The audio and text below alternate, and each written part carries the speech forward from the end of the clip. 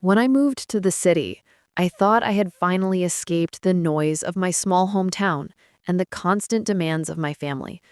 I worked 3 jobs, I ate cheap noodles, and slept in a tiny apartment that smelled like paint. But I was free. I told myself one day it would all be worth it. And after 7 long years, it finally was. I got promoted to senior project manager at a big tech firm. My salary doubled, and for the first time in my life, I could breathe. I bought new clothes, I furnished my place, I even adopted a dog named Toby. And for once, I felt like life was fair. I did not tell anyone about the race. Not my mom, not my brother, not even my old friends, because I knew how it would go. My mom had always seen me as her safety net. She called it family duty, but really it was control. My brother, on the other hand, had never worked a real day in his life. Spoiled, lazy, always chasing get-rich-quick dreams, and always running back to mom when it failed. I stayed quiet, hoping to live my peace for a few months, but peace never lasts in my family. One Sunday morning, I woke up to loud knocks on my door. I opened it, and there they were, my mom and my brother, both standing there with bags in their hands and fake smiles on their faces. Mom said, "Surprise, honey, we came to visit." I froze. She had never visited me in the city before. I asked how she found my address. She said, "Oh, your cousin posted a picture of your new car on Facebook. Nice car, by the way." I felt my stomach twist. I had just bought it last month after saving for years. She stepped inside. Before I could say anything, my brother followed with a smirk. "Wow, big place," he said. "Looks like someone's making big money." Mom looked around like she owned it and said, "You did good, baby, you really did." I offered them coffee, trying to stay calm, but then she sat on my couch, crossed her arms, and said, "So, how much are you making now?" I told her it was private. She laughed and said, "Don't be silly. Family doesn't keep secrets." I said, "I'm not keeping secrets. I'm just not sharing details." She frowned and said, "Your brother needs help. His business failed again, and we thought since you're doing well, you can help him out." I said, "Mom, I can't keep funding his mistakes." She looked shocked, like I had cursed at her. She said, "We're family. That means we help each other." I said, "I have helped him before, and every time he wasted it." My brother leaned forward and said, "Come on, dude, I'll pay you back this time, I swear." I looked at him and said, "Like the last 3 times." He rolled his eyes and said, "You're acting like you're better than us now, just because you got lucky." That word, lucky, hit me like a slap. I said, "Lucky? I worked my ass off for this. You had the same chance, you just never took it." Mom stood up, angry, and said, "Don't talk to your brother like that. He's been through a lot." I said, "We've all been through a lot. But I grew up too. Mom, you should too." She gasped like I had betrayed her.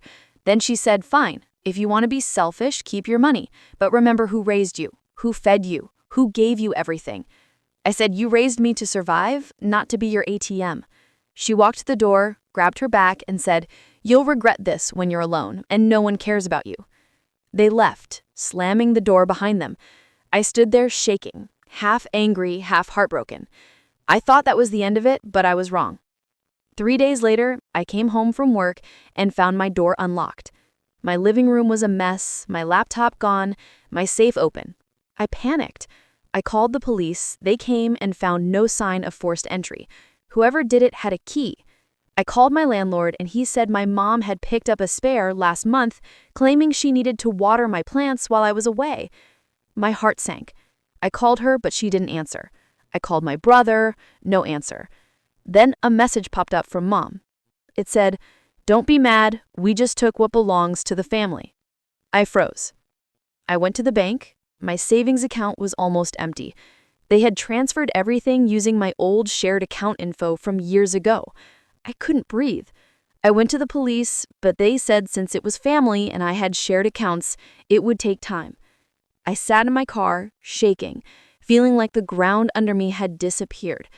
I texted Mom one last time. I said, "You stole from me." She replied, "You owe us, and now we're even." I didn't respond. I blocked her number, and cried all night, not because of the money, but because the woman who gave me life just destroyed mine. I took time off work, I tried to heal, I got therapy, I worked hard again, rebuilt what I lost. After 2 years, I was doing fine again. Then one night there was a knock on my door. I opened it and saw my brother, alone. He looked thin, tired, desperate. He said, "Mom's sick, she needs money." I said, "I'm sorry, I don't want to hear that, but I can't help," he said. "Please, she's dying." I said, "She died to me when she stole from me."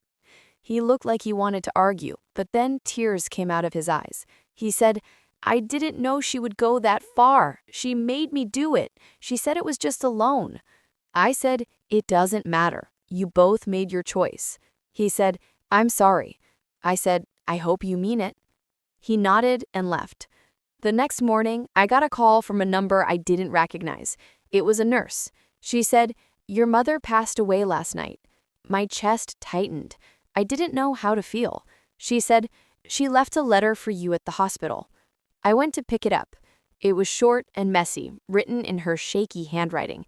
It said, "I thought money would bring us closer, but it only showed me how far apart we really were.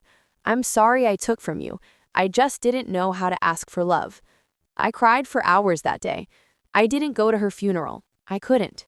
I sat at home staring at the ceiling, thinking about all the times she said family first and how, in the end, family was the thing that broke me.